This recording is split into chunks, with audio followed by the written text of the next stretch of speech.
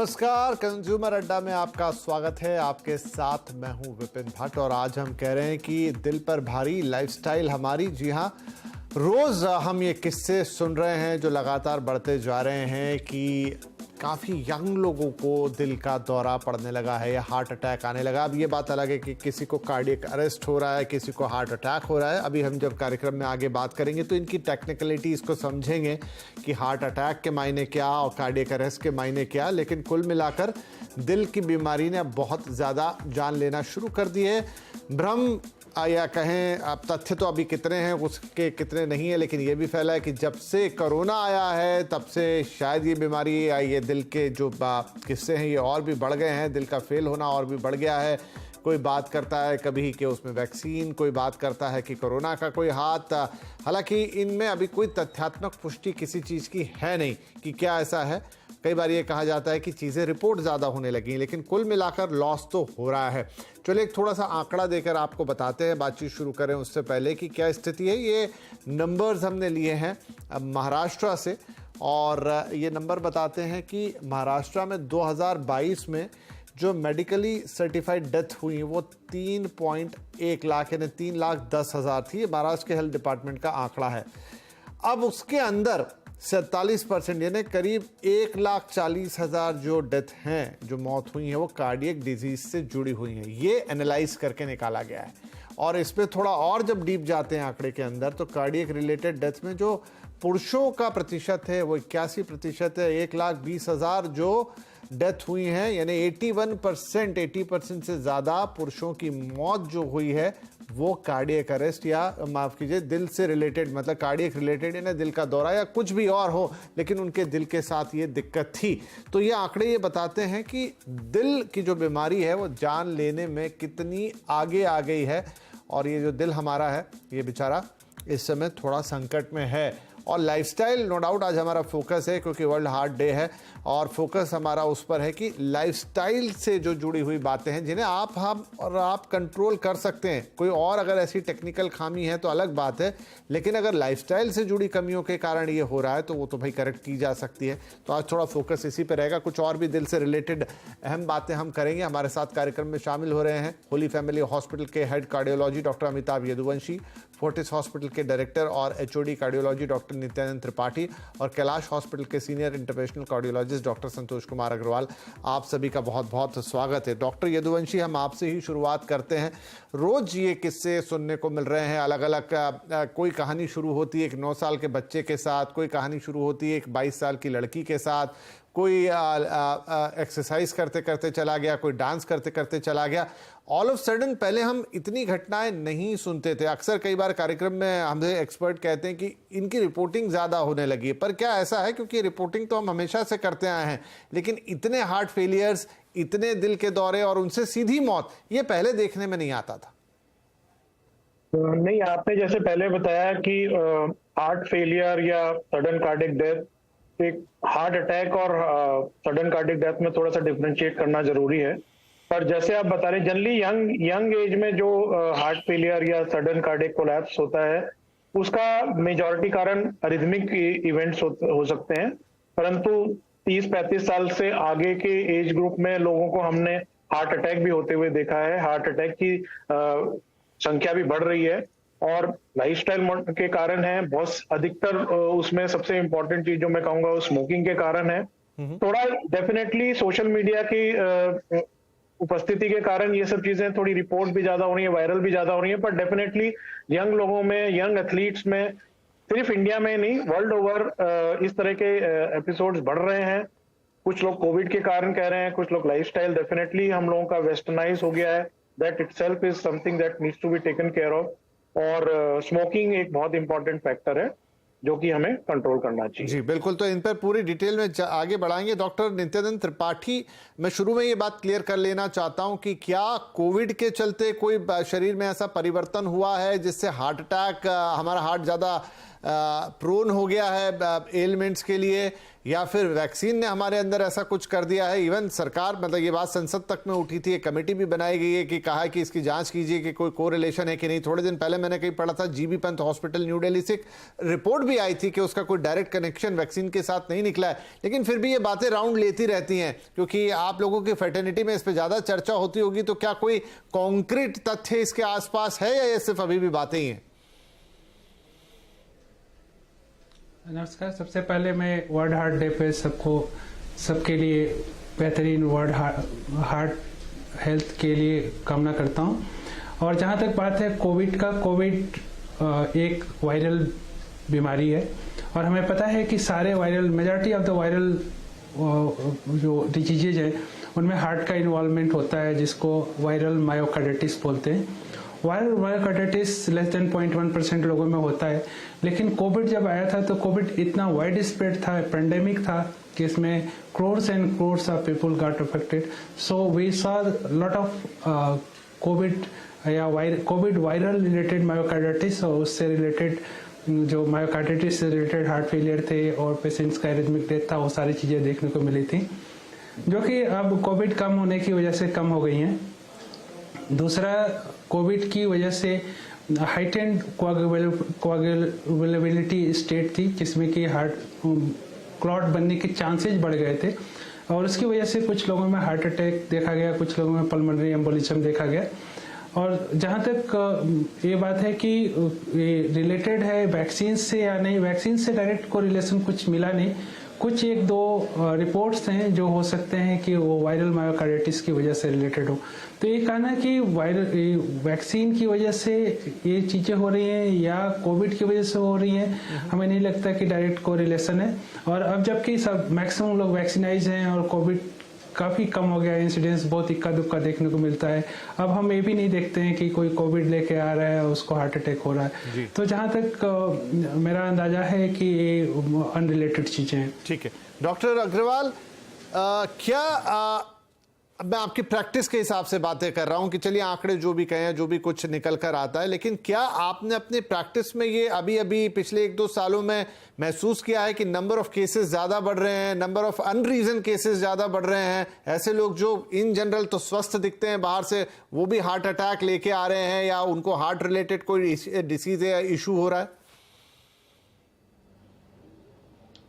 सबसे पहले तो मेरी तरफ से CNBC आवाज के सभी दर्शकों को वर्ल्ड हार्ट डे की शुभकामनाएं। जैसा कि आपने प्रश्न किया कि क्या हार्ट की घटनाएं बढ़ रही हैं, तो निश्चित रूप से देखिए, हार्ट की डिजीज जो हम बोलते हैं कार्डियोवैस्कुलर डिसऑर्डर, जिसमें हार्ट की प्रॉब्लम है, वेसल्स की प्रॉब्लम होती है, जैसे स्ट्रोक होते हैं और पेरिफेरल आर्टरी डिजीज होती है, इनकी संख्या पूरे विश्व में बढ़ रही है और हमारे कंट्री में स्पेशली बढ़ रही है। क्यों बढ़ रही है? हम आपस में डिस्कस कर रहे हैं कि लाइफ स्टाइल डिसऑर्डर है। लाइफ स्टाइल डिसऑर्डर मतलब कि हमारा शायद रहने का तरीका, खाने पीने का तरीका, एक्सरसाइज का तरीका परफेक्ट नहीं है। क्यों होती है कार्डियोवैस्कुलर डिसऑर्डर? देखिए, 3 इंपॉर्टेंट फैक्टर्स हैं, क्लास ग्रुप्स ऑफ फैक्टर्स जिनको कह सकते हैं। 1 genetics, 2 life style and 3 environment. इसमें जो मेजर रोल है वो है हमारी लाइफ स्टाइल का। हम डायबिटिक कैपिटल हैं। डायबिटीज एक इम्पॉर्टेंट फैक्टर है जिससे कि हार्ट की प्रॉब्लम होती है। डायबिटीज में हार्ट की प्रॉब्लम होने की संभावना 2 to 3 टाइम्स बढ़ जाती है 9 डायबिटीज। जी डॉक्टर साहब, मैं आपको 1 मिनट बीच में रोक रहा हूं, लेकिन आपने क्योंकि ये पॉइंट एम्फेसाइज किया, जिस रिपोर्ट का मैंने कार्यक्रम की शुरुआत में जिक्र किया और जो महाराष्ट्र रिलेटेड है, वहां एक बड़ी इंपॉर्टेंट बात कही गई। बात ये कही गई कि वो शायद 68 नंबर ऑफ केसेस थे या जो भी थे, उन्होंने कहा कि उसमें से जितने लोग ऐसे थे जिनको कोई दूसरी एलिमेंट नहीं थी, मतलब ना डायबिटीज थी ना उनको ब्लड प्रेशर था, उन सबको बचा लिया गया। एंड अनफॉर्चुनेटली जितने भी लोगों को कोमॉर्बिडिटी थी, चाहे उन्हें डायबिटीज थी, चाहे उन्हें हाई ब्लड प्रेशर था, कुछ और था, अनफॉर्चुनेटली उनमें से लोगों को शायद किसी को या इक्का दुक्का छोड़ दिया जाए तो किसी को बचाया नहीं जा सका। तो जो आप बात कह रहे थे, जस्ट उसमें मैंने एक फैक्ट यहां पे तुरंत याद आया तो जोड़ दिया। जी सर। जी, ये बात सत्य है। देखिए, एक आपको हार्ट की प्रॉब्लम हुई, अब हार्ट के साथ में अगर आपको कोमॉर्बिड कंडीशंस हैं, ब्लड प्रेशर है, डायबिटीज है, हाई कोलेस्ट्रॉल है, ओबेसिटी है, आपकी किडनी की प्रॉब्लम है, तो रिस्क उसमें डेथ की, मॉर्टेलिटी रिस्क बढ़ जाएगा। आउटकम पुअर होगा। डायबिटिक्स आप देखिए, साउथ ईस्ट एशियंस और हम इंडियंस जो है ऑलरेडी हार्ट की डिजीज के लिए बहुत प्रोन है genetically in comparison to all over the world. That is one factor. Second, we are the diabetic capital of the world. हमारी कंट्री में करीब 10 करोड़ लोगों को डायबिटीज है, 12-13 करोड़ लोग प्री डायबिटिक हैं, रफली 30 करोड़ प्लस लोगों को हाइपरटेंशन है, मतलब 1/3 पॉपुलेशन हमारी हाइपरटेंसिव है, 10% पॉपुलेशन हमारी डायबिटिक है, 20 करोड़ लोगों को हाई कोलेस्ट्रॉल है। अब कोलेस्ट्रॉल को अगर आप देखें, कोलेस्ट्रॉल के बारे में बहुत सारी मिथ्स होती हैं। अब हाई कोलेस्ट्रॉल सबसे इंपॉर्टेंट रिस्क फैक्टर है हार्ट डिजीज होने के लिए। अब जिनको ये कम संभावना बढ़ जाती है, जिनको ये रिस्क फैक्टर्स होते हैं, उनको प्रॉब्लम हार्ट डिजीज की बढ़ जाती है और उसमें आउटकम भी पुअर होता है। और ये सब चीजें ऐसी नहीं है, इनको बड़े आराम से आप कंट्रोल कर सकते हैं। डायबिटीज को आइडेंटिफाई करना, हाइपरटेंशन को आइडेंटिफाई करना, कोलेस्ट्रॉल को आइडेंटिफाई करना, एप्रोप्रिएट टाइम पे, राइट टाइम पे आप इन्वेस्टिगेशन करें, डॉक्टर अगर अपनी एक मेडिकल एडवाइस फॉलो करें उसको। ठीक है सर, आपने इन्वेस्टिगेशन का कहा, एक महत्वपूर्ण सवाल मेरे दिमाग में था, हम बिल्कुल समझ गए। और मैं ये जो आपने दोनों तीनों रीजन देखिए, जेनेटिक है तो कुछ ज्यादा किया नहीं जा सकता, एनवायरनमेंट भी आप रातों रात चेंज नहीं कर सकते, लेकिन आप अपनी लाइफस्टाइल को आज अगर सोच लें तो आज से ही चेंज किया जा सकता है, इसलिए सारा फोकस हम वहीं करते हैं। तो डॉक्टर यदुवंशी सर ने अभी जिक्र किया कि डायग्नोसिस, यहां पे भी थोड़ा कैच है। बहुत सारे लोग हमसे पूछते हैं कि क्या एक ईसीजी से ये पता लग जाएगा कि सब कुछ ठीक है, क्या एक 2D इको से पता लग जाएगा कि सब कुछ ठीक है। हमारे ही बीच के हमारे एक सहयोगी के साथ ऐसा हुआ, उनका ईसीजी सही आया, उनका 2D इको सही आया, इत्तेफाकन उनका जो हार्ट का सीटी स्कैन जब किया गया तो पता चला कि 3 आर्टरी ब्लॉक है और तुरंत उनको उसका इलाज दिया गया और अब वो भगवान की कृपा से स्वस्थ हैं। तो क्या ये मैं मानूं कि ईसीजी और 2D इको कहीं कोई गारंटी नहीं देते कि हार्ट के अंदर सब कुछ सही है, आपको थोड़े और बड़े एडवांस टेस्ट पे ही जाना पड़ेगा? देखिए, जो ईसीजी है या इको है वो उसकी डायग्नोस्टिक एक्यूरेसी उतनी ज्यादा नहीं है, डायग्नोस्टिक यील्ड उतनी ज्यादा नहीं है, क्योंकि ईसीजी अगर आपको चेस्ट पेन हो रहा है या आपको हार्ट अटैक पड़ रहा है उस दौरान अगर ईसीजी किया जाए तो डेफिनेटली उसमें चेंजेस आते हैं। इनफैक्ट 50% हार्ट अटैक के केसेस में भी फर्स्ट ईसीजी नॉर्मल या नियर नॉर्मल हो सकता है, जो कि मिस किया जा सकता है। तो जब भी सिम्टम्स होते हैं तो हम रिपीटेड ईसीजी, सीरियल ईसीजीज करते हैं, बाकी और टेस्ट की सहायता लेते हैं इस चीज को डायग्नोज करने के लिए। सिमिलरली इको जो है, अगर आपका इको नॉर्मल है वो आपकी कॉर्नरी आर्टरी डिजीज को डिस्प्रूव नहीं करता। इसका मतलब यह है कि कॉर्नरी आर्टरी डिजीज ने अभी आपके हार्ट को डैमेज नहीं किया है, हार्ट की पंपिंग कैपेसिटी को इन्फ्लुएंस नहीं किया है, वेल्व्स वगैरह आपके ठीक है, बट कॉर्नरी आर्टरी डिजीज फिर भी हो सकती है। जो तरीका डायग्नोज करने का है, जैसे आपने बताया, बहुत बार आजकल हम लोग सीटी कैल्शियम स्कोर कराते हैं, सीटी एंजियो कराते हैं कुछ लोगों का जिनको हाई रिस्क फैक्टर्स होते हैं, स्मोकर होते हैं, फैमिली हिस्ट्री है या लाइफस्टाइल जिनका खराब है, या जो एटिपिकल सिम्टम्स हैं जिसमें क्लैरिटी नहीं है कि हार्ट के कारण है कि या गैस के कारण है। ऐसे पेशेंट्स का हम लोग सीटी एंजियो या सीटी कोरोनरी स्कोर करा सकते हैं। और गोल्ड स्टैंडर्ड जो माना जाता है वो कन्वेंशनल कोरोनरी एंजियोग्राफी है। कन्वेंशनल कोरोनरी एंजियोग्राफी से हमें डिजीज का अर्ली स्टेज पे पता चलता है। परंतु एक बात मैं और कहने के लिए एम्फसाइज करूंगा कि even a normal coronary angiography does not, इसका ये गारंटी नहीं है कि आपको फ्यूचर में कोई कार्डियक इवेंट नहीं होगा। तो सबसे इंपॉर्टेंट है कि आप जो रिस्क फैक्टर्स हैं उनको कंट्रोल करें। Risk factor control is very important.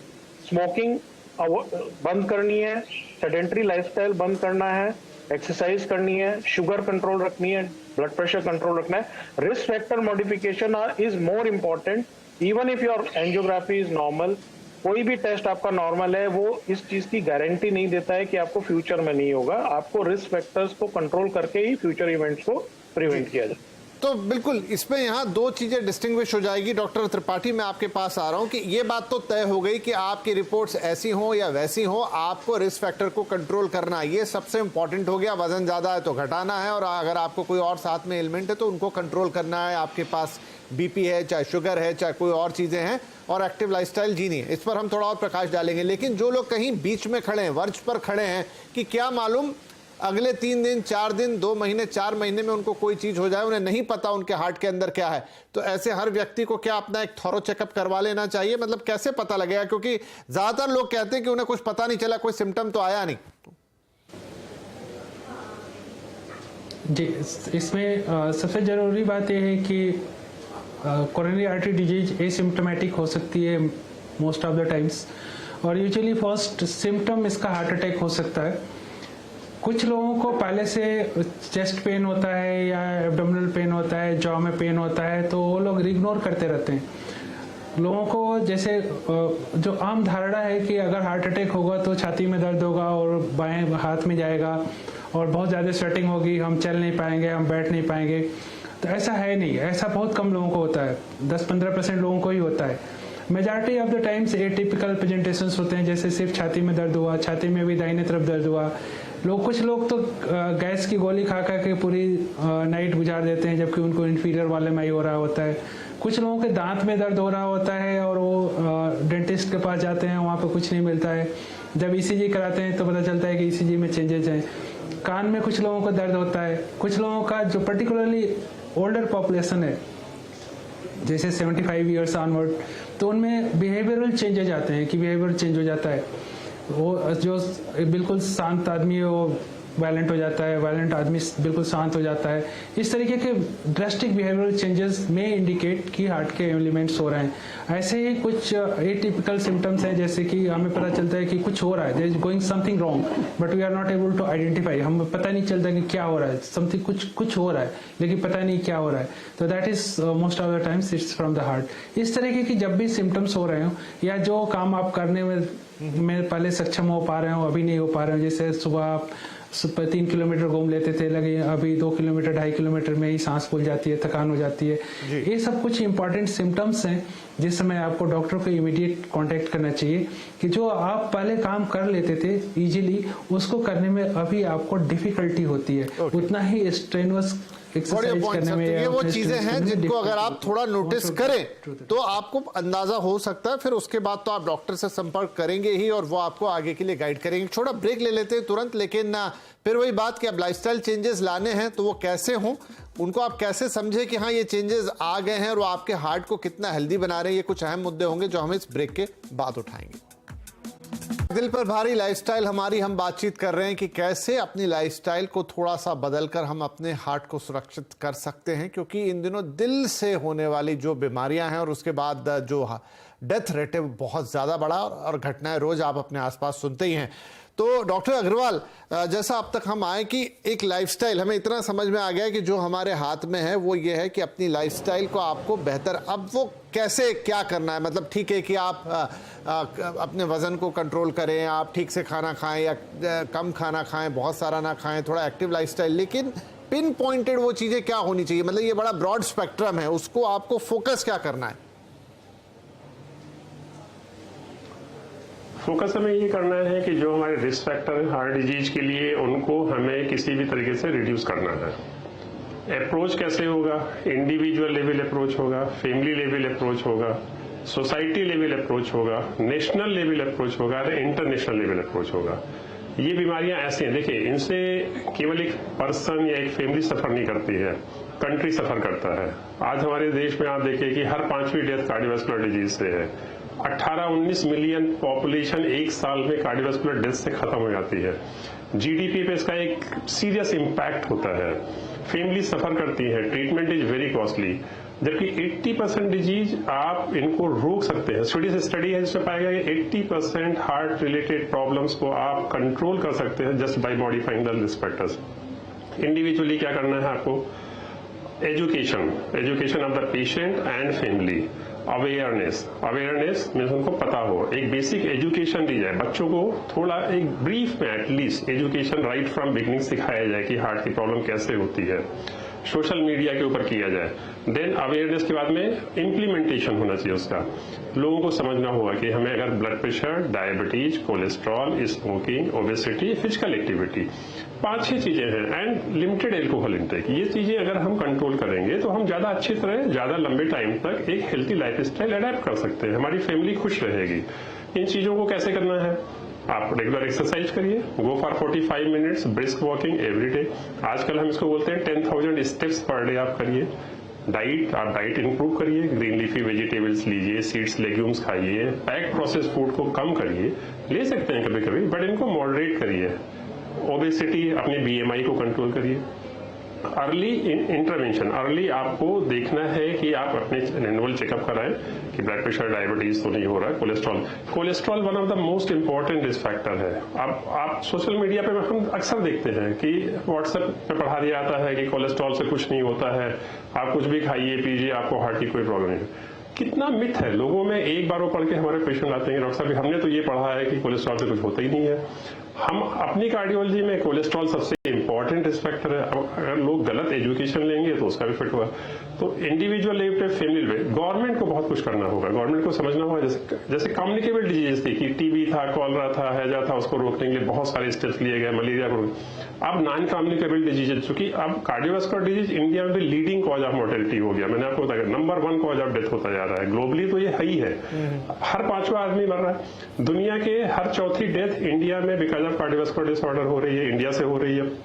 तो इनको कंट्रोल करना, गवर्नमेंट को स्कीम्स बनानी होगी, इंप्लीमेंट करना होगा। आप ट्यूबरकुलोसिस उन्मूलन के लिए प्रोग्राम बनाते हैं, अब आपको हाइपरटेंशन की आप बिल्कुल सही कह रहे हैं डॉक्टर साहब कि इससे लड़ाई जो है, जी बिल्कुल, वो इंडिविजुअल लेवल पर तो हर इंसान को लड़नी है, लेकिन अवेयरनेस के लेवल पर पूरी सोसाइटी को साथ आना होगा। बिल्कुल सही उदाहरण आपका कि एक समय हमने जिस तरह से दूसरी बीमारियों के लिए अवेयरनेस प्रोग्राम चलाए, अब आपको कार्डियोवैस्कुलर डिसीजेस के लिए लोगों को अलर्ट करना होगा। आई होप ये कार्यक्रम भी इसीलिए था। देखिए, जागरूक बनाना या जागरूक होना ही यही सबसे इंपॉर्टेंट है। अगर आप समझ जाएंगे कि आपका दिल कितना कीमती और कितना संभाल के उसे आपको रखना, और आपकी कौन सी चीजें उसे इनडायरेक्टली या डायरेक्टली इंपैक्ट कर रही हैं, यही बताने की कोशिश थी।